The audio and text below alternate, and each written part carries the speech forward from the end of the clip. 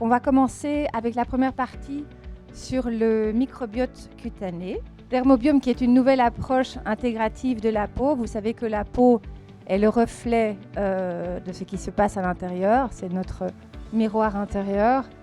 Et en fait, on sait qu'elle est un véritable organe neuro-immuno-endocrinien microbien qui exerce un rôle fondamental de barrière comme le font nos intestins. Et donc, dans chaque centimètre de peau évoluent des millions de micro-organismes.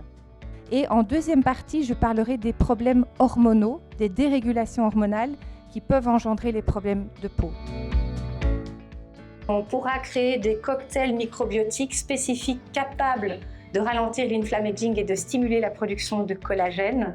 Et donc en résumé, réserver et moduler le microbiote cutané n'est pas qu'un geste cosmétique, c'est un axe majeur de prévention du vieillissement cutané. Et en naturopathie, l'objectif est de soutenir l'équilibre global du corps et favoriser une bonne santé de la peau. Une alimentation donc riche en fibres et prébiotiques s'impose. La diversité, on dit toujours qu'il faut avoir une vingtaine de végétaux différents par semaine. L'hydratation, fondamentale.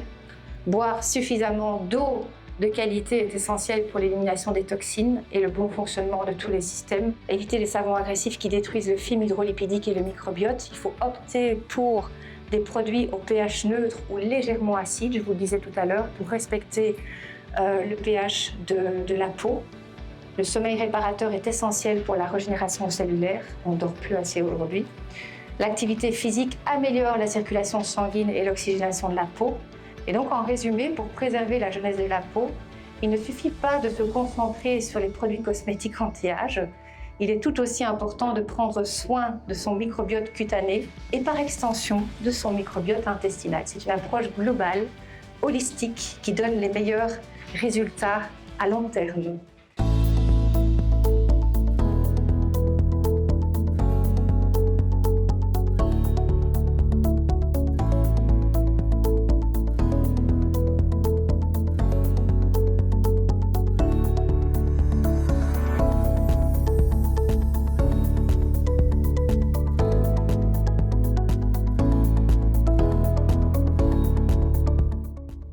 Alors cette dia, je l'ai faite la plus complète possible, donc elle est bien chargée, mine de rien.